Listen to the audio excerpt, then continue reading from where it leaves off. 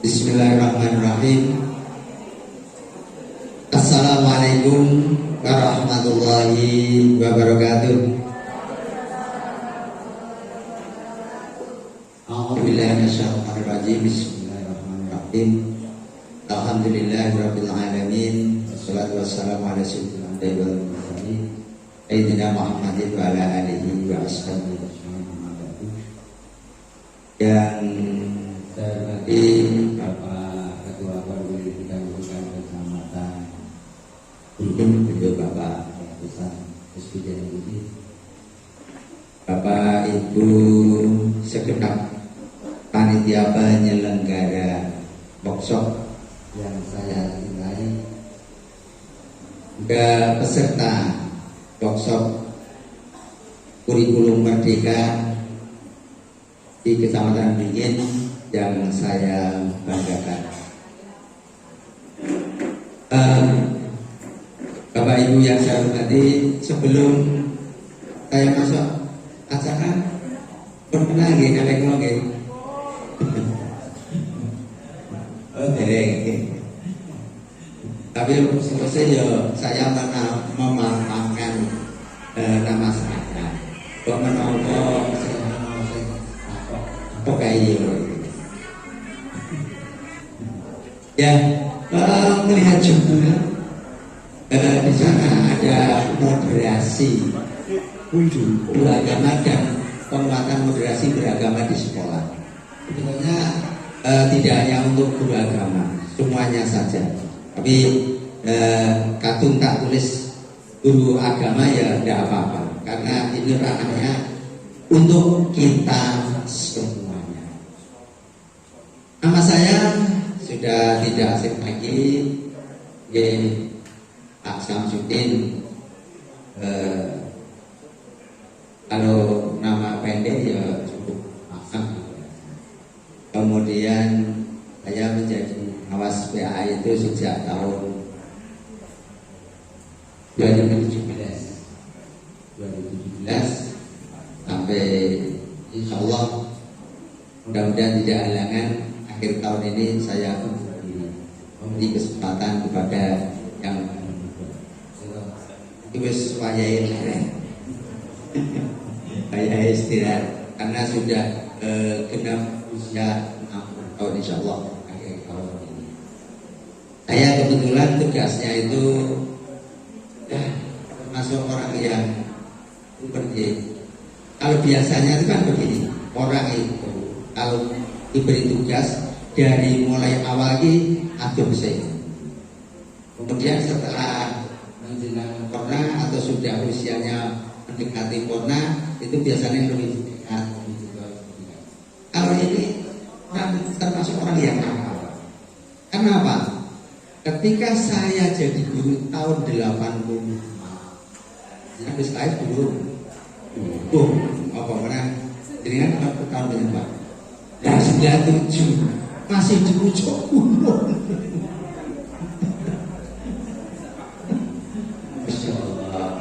Dari tahun 84 sudah membawa selembar kertas, ya, yang namanya surat tugas untuk mengajar di sekolah yang belum pernah saya ketahui dan belum pernah saya dengar. Ini urung tahu krungu, urung tahu ngerti, krungu urung tahu ngerti. Sebetulnya enak, sangat enak, karena di sana itu orang banyak yang selalu mengimpikan pengen di Bantal. Tahu SD Bantal? Tahu. Yang urung tahu bersama. SD Bantal itu kan sing dilulu angantuk ande belakang kan gitu. Saya sejak tahun 84 itu di SD Bantal. Padahal saya itu alamat dari tempat tinggal itu cukup Kabupaten Semarang pojok selatan, yaitu di Kecamatan Tangerang. Sehingga makanya SD Bantal itu belum pernah dengar. Pokoknya akhirnya datang ke sini dan belum ada angkot yang sampai ke sana. Sampainya itu baru budi rasa. Nah, masih ngojek dan seterusnya. Masya Allah, dalane cek. Wong jenenge ayo ramu tapi tapi ini pengalaman saja. Gitu.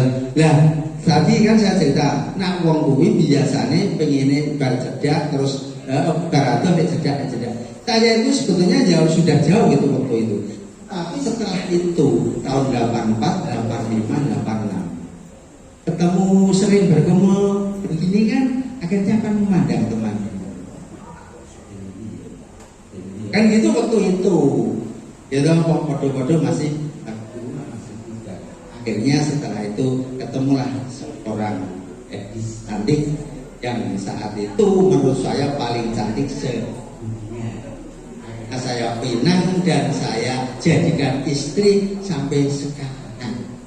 Nah, kan karena yang saya pinang itu daerah Kecamatan Banca. Waktu itu belum Kecamatan Banca, masih Tawalan Dingin. Artinya saya tinggal di kan cedak dengan rumah. Tapi setelah perjalanan waktu tahun 84, 85, 86, 87 sampai tahun 2009 mengajar dari rumah ke sekolah cukup 5 menit. Setelah itu 2009 baru pindah ke SD yang paling rodok adon. Karena waktu itu berjalan 10 menit dari SD Boto, tadi Bangka ke Boto, kemudian menjadi kepala sekolah di SD selama 8 tahun sampai 2017 diamanati untuk menjadi kepala sekolah khususnya di bidang pendidikan. Mudah-mudahan tak dungake jenengan-jenengan sing masih muda nanti bisa berkarya sesuai dengan harapan dan cita-cita. Itu nggih, ya kuwi prolog wae, sithik wae ora. Saya setelah itu dari pengawas kan saya aduh kecamatan Baca, kecamatan Beringin, kecamatan Jambu, kecamatan Pringapus. Jadi saya tuh kok malah saya aduh orang saya cedak. Saniki nyun sewu, saya tidak menyebut si A, si B, si C. Dipindah sekonggone SDA, gitu. Kemudian pindah SDB, jarak ora ada. Dia orang, dia beban. Ya, nopo manggon lho gitu lah yang ngono. SD aku kudu dadi SD sak sekolah ora sak sekolah aku kok piye. Kan kita itu perlu sosialisasi gitu. Jadi kita belajar monggo jangan selalu terpatang aku kok manggone ya kudu karo A, ora karo A, aku ora iso. Nah, supaya berkembang gitu nih. Ini apa itu sekedar. Ya, dilanjut Pak Anang. Ya, tadi saya berbicara moderasi, lanjut Pak Anang. Ya, latar belakang yang melatar belakangi tentang adanya moderasi. Dengan pernah dengar yang namanya moderasi beragama? Pernah? Siapa yang pernah dengar? Tak pengen mendengar atau mengetahui? Ada? Ya, Pak Guru Agama ada, Pak Guru kelas 4, kelas 1 ada yang tahu tentang moderasi? Sudah ada alatnya ya. Terima kasih lagi. Ini yang atas.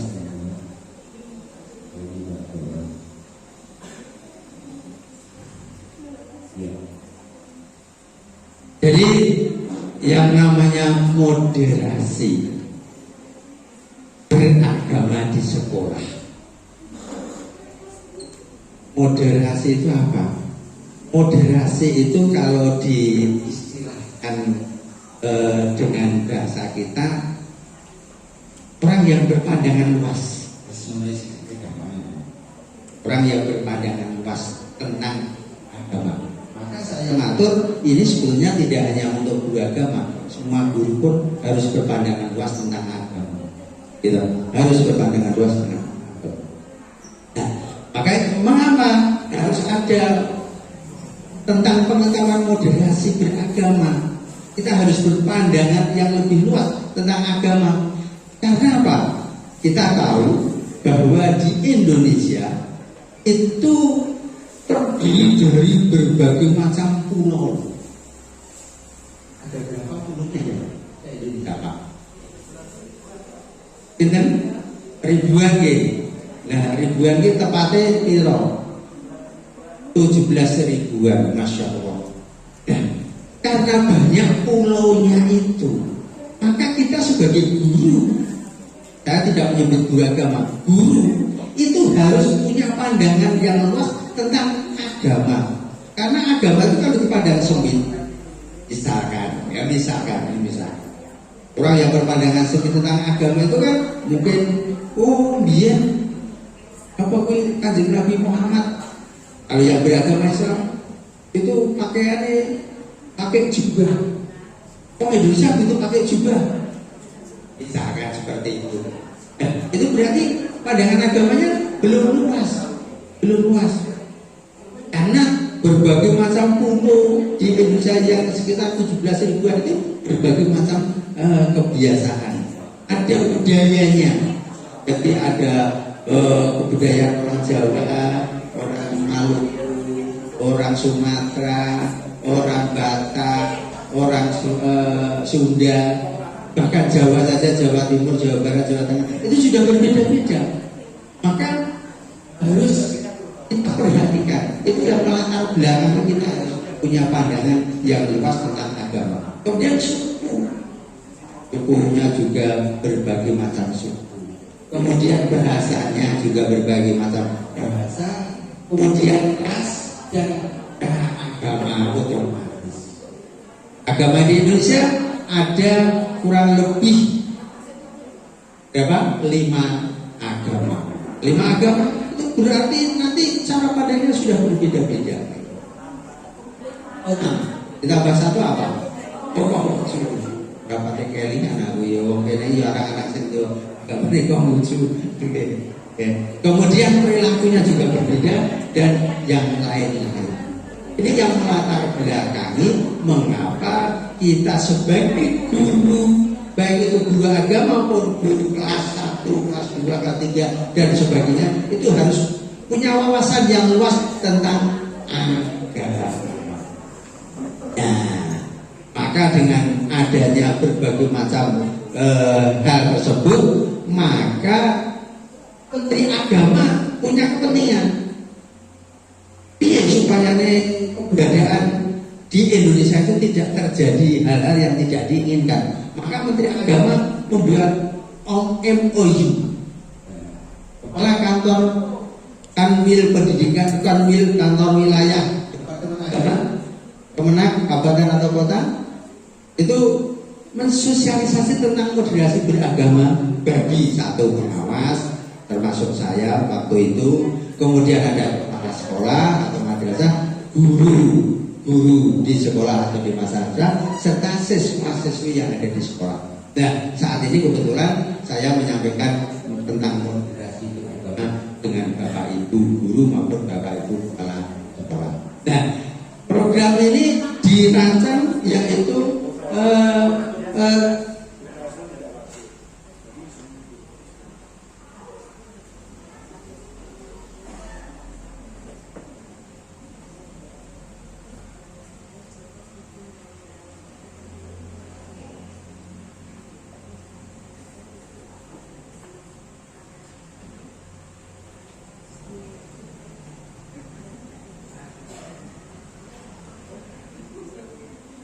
dirancang tahun ini, tahun 2024 ini. Ini sudah bisa mencapai 80%. Artinya pensosialisasian tentang moderasi beragama itu dirancang bisa mencapai semua 80% sudah dapat tersosialisasi. Nah, tujuannya apa? Moderasi beragama ini disampaikan, yaitu untuk menghindari adanya ketidakharmonisan dan ketidakselarasan. Yunus biasanya kalau orang itu berpandangannya itu semu antara satu dengan yang lain, guru satu dengan guru yang lain, itu akhirnya terjadi ketidakharmonisan. Karena apa? Wawasannya kurang, wawasannya sempit. Nah, supaya bisa harmonis, bisa selaras, apa yang menjadi tujuan dari kehidupan bangsa dan negara di Indonesia, maka perlu adanya moderasi beragama dengan langkah-langkah, yaitu mengenalkan apa itu moderasi tentang kenal. Yang kedua, menguatkan moderasi beragama. Setelah kenal akhirnya kuat. Oh iya, saya orang Indonesia ini suku bangsanya akeh, kemudian ada istiadatnya banyak, kemudian bahasanya juga sendiri-sendiri. Nah, aku kok kudu nganggo adat istiadat Jawa, padahal yang kita kumpul ini dalam masyarakat itu ada suku Batak, ada suku Jawa, ada suku yang lain. Nanti itu kan akhirnya terjadi sesuatu yang tidak mengenakan dan tidak selaras serta tidak harmonis, baik itu dalam keluarga, dalam masyarakat maupun di lingkungan yang lebih luas lagi. Nah, tadi sudah saya sampaikan apa itu moderasi. Ya, moderasi agama itu kalau istilah Arab, ini yang saya bagi yang non Muslim tidak masalah. Artinya pengertiannya secara umum itu adalah wasatiyah yang memiliki padanan makna dengan kata taswasut, artinya tengah-tengah. Jadi sesuatu itu kalau memecahkan masalah atau menggunakan permusyawaratan dan sebagainya, itu sebaiknya adalah yang tengah-tengah, gitu, atau adil dan juga tawazun, artinya berimbang. Misalkan saiki dalam satu keluarga, gitu, mestinya nak adine sing cilik ditumbaske apa sepatu, kakangnya ditumbaske apa mungkin baju atau mungkin sandal dan sebagainya. Itu artinya berimbang ketika memberikan satu tindakan kepada anak didik atau anak-anak yang ada di rumah kita masing-masing. Kemudian kalau menurut Quraisy Shihab, kenal Quraisy Shihab tahu Quraisy Shihab itu biasa untuk memberikan pengajian dan berkaitan dengan tafsir Al-Qur'an Quraisy Shihab dalam bukunya Wawasan Al-Qur'an Moderasi Beragama yang paling mendekati dalam istilah Al-Qur'an, yakni wasatiyah, tepatnya ummatan wasaton, adalah umat moderat yang posisinya berada di tengah agar dilihat dari semua pihak dan segenap penjuru. Jadi semuanya itu terlihat di tengah. Kemudian dalam moderasi beragama harus dipahami bahwa yang moderasi itu bukan agamanya. Ini sok-sok sing kleru iki. Yang dimoderasi, sing digawe kebijakan itu bukan agamanya. Namun agamanya digawe itu moderat, tidak. Melainkan cara kita beragama. Ya, tadi saya matur ketika pendiri Muhammadiyah sinten? Pendiri NU sinten? Hasyim Asy'ari. Beliau dua tokoh agama di Indonesia. Itu dulu gurunya satu. Siapa? Gurunya siapa itu waktu di Indonesia sinten? Di Semarang itu. Sinten Pak?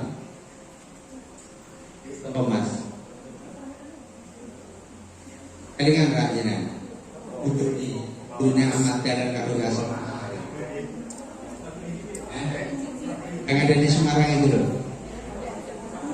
Nah, Mbah Soleh Darat. Mbah Soleh Darat itu gurunya beliau berdua itu, ya toh, Semarang. Kalau nanti lagi, wes tak Rono, wes tak udara, Ali Asmani. Mbah Soleh Darat itu menjadi gurunya beliau. Setelah itu beliau berdua dari Mbah Hasim sama Mbah Dahlan itu berguru ke Mesir. Kedua-duanya ke Mesir. Nah, setelah pulang dari Mesir, beliau berdua itu akhirnya mendirikan sebuah organisasi yang namanya satu organisasi, yaitu namanya Muhammadiyah, yang satu organisasi Nahdlatul Ulama. Yang mana kedua murid itu pendapatnya beda. Yang satu sing nyolok wis sing rada bidake siji nganggo apa kuwi takbir siji. Nah, kemudian yang satu pakai kunut, kalau yang satu tidak, kalau sholat subuh. Itu walaupun berbeda pendapat, tetapi tidak masalah. Jadi ketika beliau itu jadi guru, jadi muridnya Mbah Soleh Darat, ya rukun dan wis berdomisili di masyarakat juga rukun. Satu, mengembangkan agama Islam itu di daerah perkotaan. Yang satu, mengembangkan agama di daerah pedesaan. Biasanya ada pondok sing desa-desa, sing kampung-kampung, itu yang muridnya banyak. Kalau di desa-desa itu biasanya yang mendirikan dari warga. Ini nasihatnya putra, tidak ada pondok, di sana ada sekolah, kemudian ada universitas, ada rumah sakit. Itu siapa yang memotori? Itu adalah dari kaum. Nah, sehingga dua-duanya bisa berimbang. Sing desa ana sing berani, sing niku ana sing mokani. Tetapi dia tidak pernah yang namanya gontok-gontokan. Itulah karena perlunya adanya moderasi beragama. Wawasannya sing ngono berarti orang salah. Pakai kunut ya tidak masalah, tidak pakai kunut ya tidak masalah. Semuanya yang penting agama Islam. Kalau sama-sama Islam. Kalau sama-sama orang Indonesia, tujuannya agama Kristen, Nasrani, Hindu, Buddha, Katolik itu sama, yaitu menyembah kepada Tuhannya. Dene monggo mau menyembah dengan di gereja silakan. Karena dalam Al-Quran pun kan disebutkan lakum dinukum wali. Tidak ada paksaan, Pak. Jadi awal dhewe maksake ke orang lain yang non muslim tidak boleh. Sama juga orang yang non muslim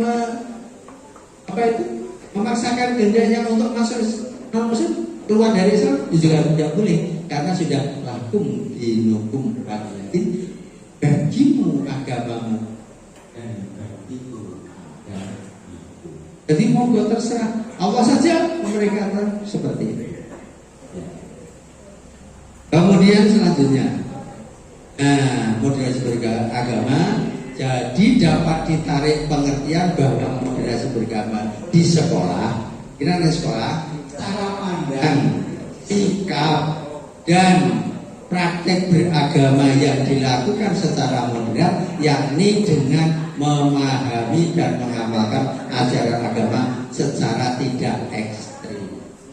Ini secara tidak ekstrim. Jadi monggo ojo ngasih kita itu ekstrim. Ekstrim kanan, ekstrim kiri. Kalau ekstrim kanan itu biasanya orang yang hanya orang yang benar Pancasila itu apa? Nah, orang tak bendera itu namanya ekstrim kanan itu. Ya, tidak boleh. Tidak ada yang namanya hormat pada bendera itu kafir. Karena apa? Hormat pada bendera itu adalah menandakan bahwa kita sebagai bangsa Indonesia menghargai perjuangan para pahlawan. Jadi kan besok ketika perjuangan mengibarkan bendera Bung Tomo di Surabaya direwangi toh patung ya, kayak ngono kok malah jadi ini dianggap oh tidak boleh, jadi ini haram dan sebagainya. Kalau yang mengatakan haram itu malah justru mereka itu berarti tidak menghargai perjuangan apa? Padahal kita wajib. Tidak boleh, teksnya tidak boleh. Agar tercipta kehidupan beragama dan berbangsa yang harmonis, damai, toleran, rukun, dan yang menjadi cita-cita kita bersama, yaitu dijaga bangsa Indonesia baldatun thayyibatun wa rabbun ghafur. Ya. Selanjutnya, pentingnya moderasi beragama sudah saya sampaikan di depan, upaya preventif supaya anak-anak ini langsung ngasih diajari, oh kamu salah, yang seorang gue kunut salah, jangan, gitu. Harus pakai kunut, jangan. Jadi saya mereka dari rumah beragamanya memakai kunut, silakan. Yang tidak pakai, silakan. Ojo dipaksakan, oh kudu melu, jangan, gitu. Nah maka upaya preventif, kemudian juga upaya proyektif, dan alasan yang ketiga alasan esensi ajaran.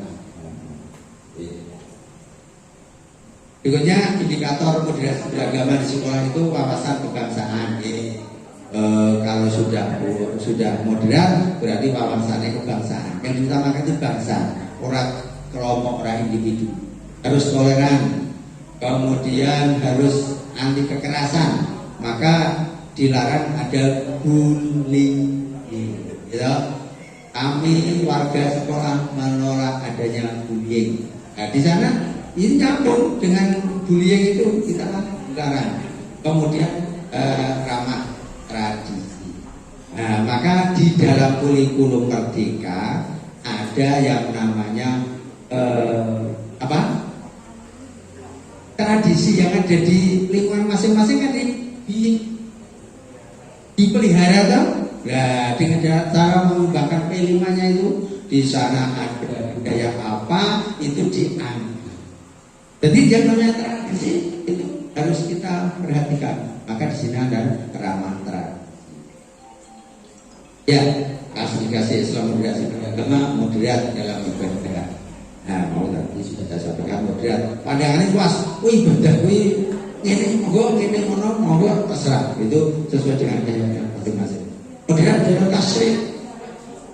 Tasrih itu kita sesuai dengan pengetahuan kita bahwa berpandangan luas itu perlu. Kemudian dalam akidah itu berarti keyakinan. Kemudian dalam budi. Dalam Islam dalam moderasi beragama tawassul mengambil jalan tengah, dan juga tawazun itu berkesinambungan, tidak lurus dan tegak. Artinya itu lurus dan tegak itu berarti kepada Allah Subhanahu Wa Taala. Kemudian kalau lurus dalam melaksanakan kegiatan keagamaan itu harus lurus sesuai dengan ajarannya masing-masing, dan tegas itu ketika ada kesalahan harus kita betulkan. Kamu toleransi, sawah itu egaliter, syura itu musyawarah, istilah reformasi alawiyah mendahulukan. Artinya apa? Ketika kita bermasyarakat, ketika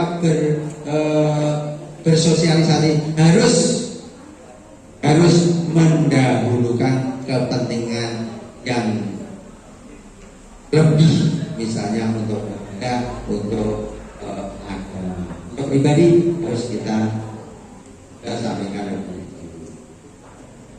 Kemudian selanjutnya peran guru dalam moderasi beragama, yaitu konservator. Konservator itu apa ya? Apa? Kira-kira apa gitu? Konservator itu apa ya? Bisa kita artikan untuk bisa melindungi. Jadi seorang guru itu harus bisa melindungi pada temannya, pada orang lain, gitu. Kemudian inovator dan kreator, jelas punya inovasi, ada kreasi supaya dalam beragama itu tidak membosankan. Transformator bisa menyampaikan, motivator memberikan semangat, dan role model itu pendidikan desa bahwa jenengan itu sebagai idola anak-anak. Kalau bu guru ini mesti ngeten kok bu pak, jadi nak di rumah. Kalau dibenarkan oleh orang tuanya, biasanya ini orang manut bu gurunya bahwa sebagai role model. Kalau guru yang marahi ngeten ya kok ngeten. Berikutnya langkah-langkah moderasi beragama bisa diterapkan di sekolah, yaitu sudah tadi tawasud, tawazun, dialog, dan musyawarah sudah. Kemudian, nah betul-betul kegiatan yang bisa dilakukan, membuat program kegiatan sekolah sesuai visi dan misi. Di sekolah ada misi-misi G? Ada, monggo. Kiat visi dan misi itu kita giatkan, kita laksanakan untuk mencapai tujuan moderasi beragama, berwawasan luas dalam beragama. Kemudian memperkenalkan situs-situs yang getol kampanye moderasi beragama, diperkenalkan cara menimba pengetahuan dari media online yang anti kekerasan, serta mengenal berita hoax dengan berbagai macam agenda ini. Bentuk-bentuk yang lain, kemudian keterampilan deteksi, diinvestasi, pelatihan mengelola website, mimbar terbuka, merawat moderasi, kemudian pendampingan dan pelatihan, serta program pembinaan siswa sebagai duta damai, duta moderasi. Ya, itu antara lain tentang moderasi beragama. Terus tadi untuk yang kedua materinya ini cukup minggu. Nah, jawab. Kamu yang berapa saya Pak? Buka yang satunya anak ini. Ya. Tak dulunya orang saya breaking news ya. Breaking news.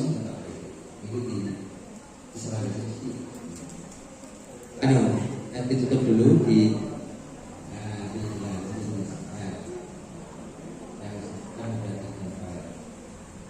ini.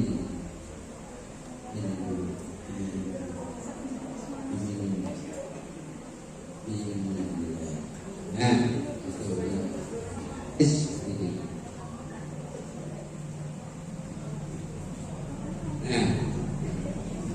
ya, salah satu gue semoga tampil kita. Gertas apa? Gertas apa?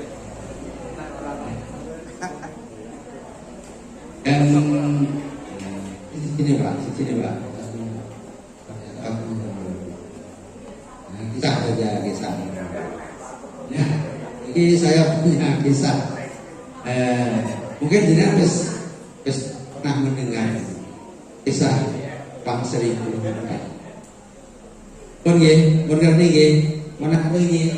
Nah, kalau belum ya ini kisah uang Rp1.000 dan uang Rp100.000.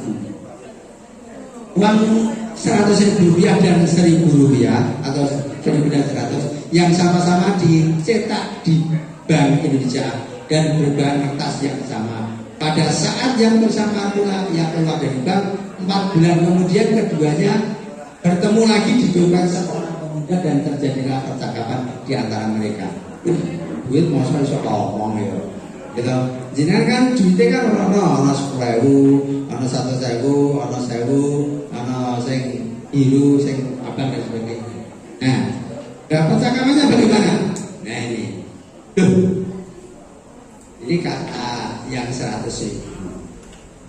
Kalau yang 100.000 kan yang ganteng gitu. Kamu kok lurus kotor, bau amis dan lemas sekali? Tanya uang 100.000 dengan nada sombong. Lihat aku masih tetap cantik dan wangi. Setelah keluar dari bank langsung berada di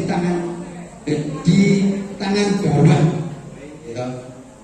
Maksudnya menyampaikan kepada uang 1.000 ini, itu berarti tangannya wong ismoran, wong cilik. Tukang beca, tukang asin, tukang sayur, bahkan wisi umum. Benar sekali aku di tangan orang-orang yang kaya dan cantik. Pokoknya nawang cantik-cantik ini sedih banget makan duit 10.000 rupiah.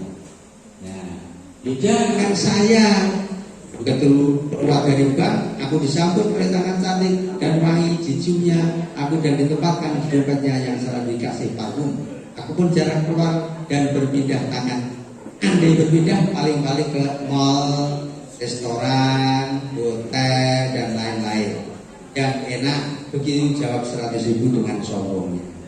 Nah, terus tapi pernahkah ini pertanyaannya Bang Betul 100.000? Tapi pernahkah kamu mampir di tempat ibadah? Ini pertanyaan saya menolak. Pernah kamu mampir di tempat ibadah? Nah, jawaban 100 ya jujur. Belum. Kamu pernah belum kan? Terus ketahuilah uang yang 1.000, ketahuilah seminggu sekali aku masuk ke tempat ibadah dan ke tempat indah dan jauh. Hal inilah yang membuat aku mensyukuri meskipun nilai nominal cuma 1.000, ternyata manusia tidak hanya memandang aku dari nilai, tapi lebih pada manfaatku. Akhirnya menangislah uang 100.000 karena selama ini terasa besar, terhormat, tinggi, lebih hebat, tapi tidak berapa manfaatnya untuk orang yang mau beribadah. Soalnya kita ini akhirnya berbagai kota amal ya dompetnya dibuka dan dibuka ulang. Satu saya singgir ke sisa kali singgir ke kamu jadi singgir mana?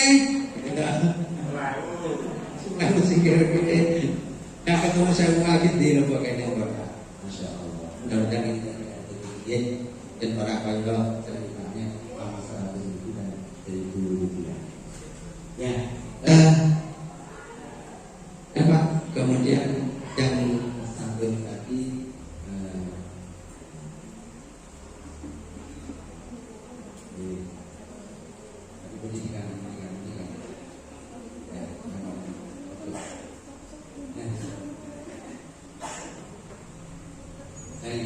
ini mungkin akan saya sampaikan secara gamblang saja. Gitu. Di sana ada saya judul upaya mewujudkan tujuan dan fungsi pendidikan melalui pendekatan fitrah Islami. Yang sudah tahu yang namanya tujuan pendidikan seorang satawa tujuan pendidikan dengan tahu. Andainya mengembangkan potensi dan mencerdaskan manusia menjadi semakin lebih baik, itu jelas. Nah, tujuannya wong didik ini mesti akan menjadi ingin lebih baik. Nah, ini tertuang dalam Undang-Undang Nomor 20 Tahun 2003 yang berbunyi sebagai berikut. Terus tulis gini nanti kalau butuh tak kirim filenya. Kemudian fungsinya, yaitu fungsi pendidikan, yaitu terdapat dalam pasal 3 Undang-Undang Nomor 20 juga yang berbunyi pendidikan nasional berfungsi mengembangkan kemampuan dan membentuk fakta serta pendidikan bangsa yang bermartabat dalam rangka mencerdaskan kehidupan bangsa. Mencerdaskan kehidupan bangsa bertujuan untuk berkembangnya potensi peserta didik agar menjadi manusia yang beriman, bertakwa kepada Tuhan Yang Maha Esa, berakhlak mulia, sehat, berilmu, cukup cakap, kreatif, mandiri, dan menjadi warga negara yang serta bertanggung jawab. Nah, mandiri di sana, kreatif itu juga ada pada P5. Nah, sekarang upayanya itu apa saja? Kalau kita berupaya apa yang saya sampaikan di depan, mestinya kita punya yang pertama itulah mengamati. Amati sifat-sifat anak, khasnya itu seperti apa. Masing-masing anak itu pasti punya khas. Oh, nak bocah iki sinaone kuwi biasane nganggo mongko. Kalau bocah iki biasanya sinaune karo mendengarkan musik. Anak ini biasanya kalau belajar bisanya masuk itu langsung praktek. Itu namanya khas anak. Sudahkah kita bedakan yang seperti itu? Berdiferensiasi gitu. Itu gitu. Nah, nanti ada penjelasan dari teman yang lain. Nah, jadi harus dipahami anak itu punya masing-masing khas. Ya manusia banyak unik, pahami keunikan masing-masing. Kemudian yang kedua, pahami di tahap apa saat ini anak berada. Allah Subhanahu Wa Taala mengkodratkan segala sesuatu sesuai dengan tahapan. Nah, menurut sahabat Ali bin Abi Thalib radhiyallahu anhu dapat bagi menjadi dua tahapan. Yang pertama tahap bermain. Jadi anak-anak itu ketika lahir sampai kira-kira umur 7 tahun itu sukanya bermain. Maka kalau belajar supaya masuk itu harus disampilkan bermainnya, dikedepankannya bermain. Yang kedua yaitu menanamkan disiplin. Yaitu ketika usia 7 sampai 14 tahun ini tahu disiplin sebagai kelas 1. Kemudian kemitraan. Kalau pendidik sudah remaja, ketika anak 14 tahun, itu rakyat nak didikte, harus yaitu dianggap apa itu familinya atau apa itu istilahnya sahabatnya gitu. Harus pada seperti sahabat. Jadi anak dengan ibu itu biasanya dianggap sahabat. Nah, metode pendidikan ya menurut Muhammad Nur Tarbiyah Islamiyah dan Abdullah Nasir ini menyampaikan bahwa ada 5 metode pendidikan dalam Islam supaya tadi berhasil. Yang pertama, keteladanan. Nah, anak itu pasti mencontoh. Uswatun hasanah. Harus kita contoh. Karena orang dicontohi orang iso. Yang kedua, pembiasaan. Maka saya ketika di sekolah-sekolah menyampaikan Bapak Ibu guru agama harus ada pembiasaan. Kemudian nasihat, dinasehati, mau itu. Kemudian kontrol, harus dikontrol. Oh, ini wayahe sholat, anak sudah sholat atau belum? Oh, ini wayahe ngaji, sudah ngaji belum? Ini wayahe belajar atau tidak? Kemudian yang kelima yaitu adalah sanksi. Kalau anak itu memang betul-betul melanggar, maka harus kita beri sanksi. Tapi harus ngabot ringan mawon.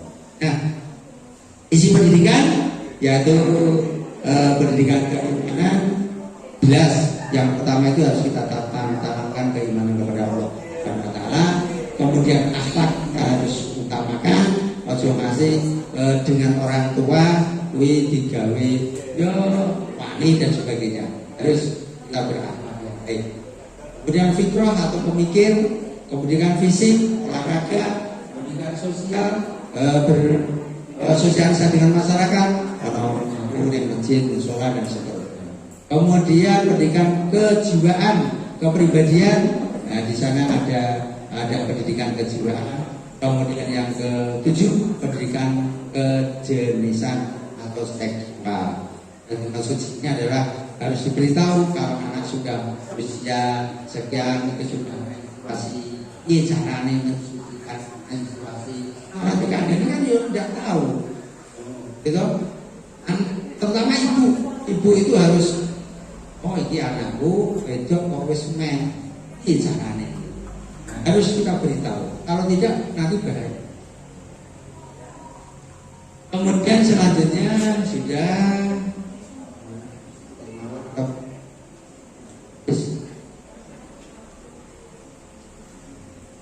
ya target pendidikan kita. Targetnya apa toh?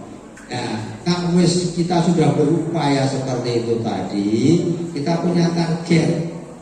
Apa yang menjadi target? Yaitu ada 10 target yang kita inginkan selama akidahnya, benar ibadahnya, kokoh akhlaknya, mempunyai kemampuan untuk mempunyai penghasilan, bisa bekerja, keterampilan, jernih pemahamannya, kuat jasmaninya, dapat melawan hawa nafsunya, teratur urusan-urusannya, dapat menjaga waktu berguna bagi orang. Ini target pendidikan. Insya Allah dia akan memberikan kita ajaran dengan pahala yang terbaik sesuai jerih payah kita, dan semoga kita kelak bersama dikumpulkan di dunia abadi. Amin amin ya rabbal alamin. Karena anak itu merupakan jariyah. Gitu. Anak itu kan kalau nanti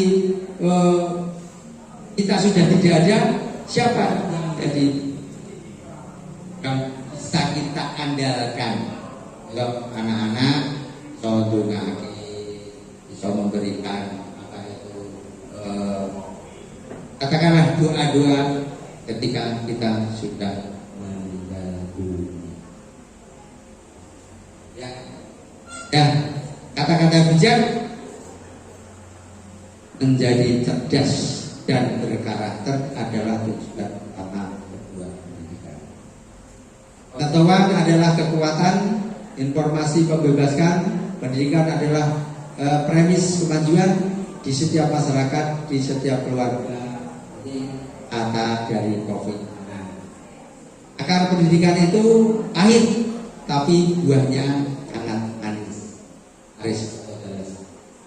Pendidikan adalah senjata paling ampuh yang dapat kamu gunakan untuk mengubah dunia. Pendidikan adalah kemampuan untuk mendengarkan hampir semua hal tanpa kehilangan kesabaran atau kepercayaan diri dari Robert Frost. Dasar dari setiap negara adalah pendidikan para pemuda. Dan yang terakhir, tanpa pengetahuan tidak akan berguna, dan pengetahuan tanpa adalah sia-sia.